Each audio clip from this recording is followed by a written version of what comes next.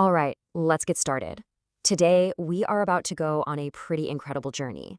And no, we're not heading to some faraway place. We're going somewhere way more mysterious, way more fascinating, inside our own minds.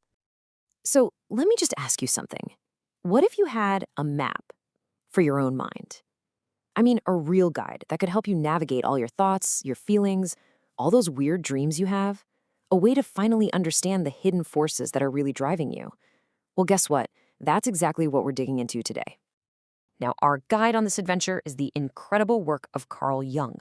But listen, don't tune out thinking this is some boring, dusty old textbook. No way. Think of it more like a treasure map, a key to unlocking the human psyche. We're going to use these landmarks, terms you see here like anima, self, and dream, to explore the secrets hidden inside you, the stuff that's absolutely vital for real personal growth. Okay, so first stop on our journey. We've got to cross the border from the world we see every day into this huge, uncharted territory that's inside every single one of us. We're talking about the unconscious. So, what even is the unconscious? Well, to put it simply, it's everything else. Everything you're not aware of right now.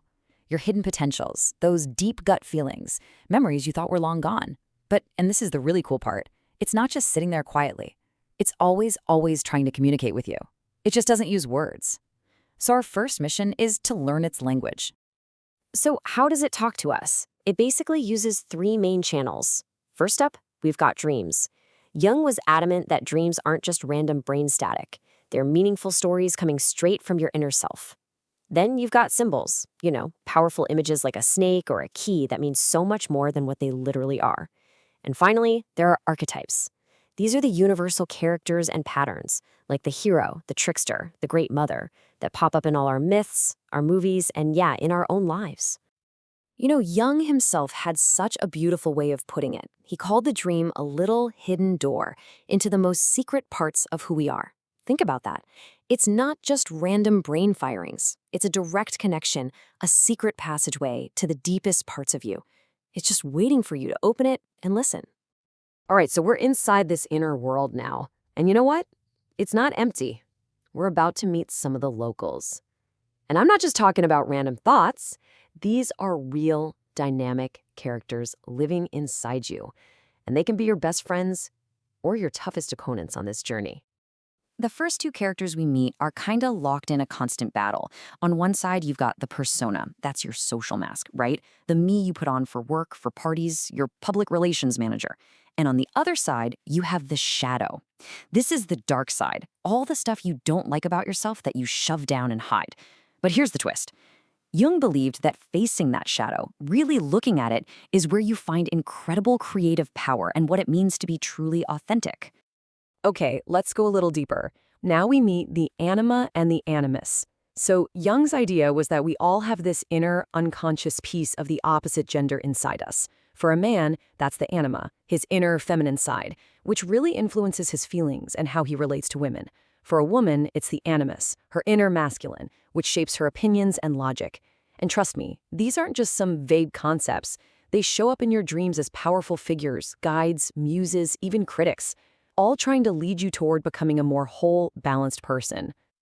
So, we've explored the landscape, we've met the characters, but you might be asking, what's the point of all this? What's the destination on this map? Well, it's not just about sightseeing. The ultimate goal here is something called integration. It's about taking all these scattered pieces and finally becoming whole. And this whole grand journey has a name. It's called individuation. And this is a really big one. It's this lifelong process of becoming the person you were always meant to be. But, and this is so important, it's not about being perfect. Nobody's perfect. It's about being whole. It's about bringing all these different parts together, your social mask, your dark side, your inner guides, and making them all part of one unified you. So how do you actually do this? Well, the map lays out a pretty clear path. Step 1, you have to confront your shadow. You got to be brave and look at the parts of yourself you've been pushing away.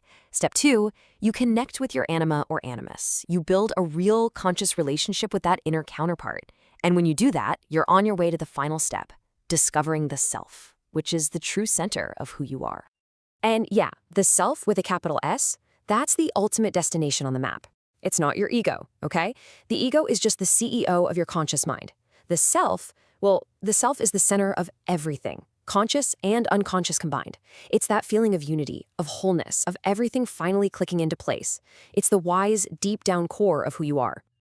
Okay, I know that was a lot, a whirlwind tour of your inner universe. But the most important thing to remember is that this isn't just cool theory. This is a practical, usable map. So let's get down to it. How can you actually start using this thing in your own life, like today? Where do you even start? Here are 4 super simple but really powerful first steps you can take. 1. Get a dream journal. Seriously, it's the most direct hotline you have to your unconscious. 2. Start noticing your projections. You know when someone just makes you unreasonably angry or you're totally infatuated with them? Pay attention to that. It's often your shadow or your anima/animus staring back at you. 3. Explore myths and stories. Watch movies, read fairy tales. You'll start seeing these archetypes everywhere, and it'll help you understand them in yourself. And finally, if you're feeling adventurous, try something called active imagination. It's basically a way to have a conscious conversation with these inner figures and see what they have to say. So there it is, a practical guide, a map to your own mind. And look, this is more than just information. It's a tool for what might be the greatest adventure you'll ever take, the journey back to your true self. So now, the map is officially in your hands. The only question is, where are you going to go first?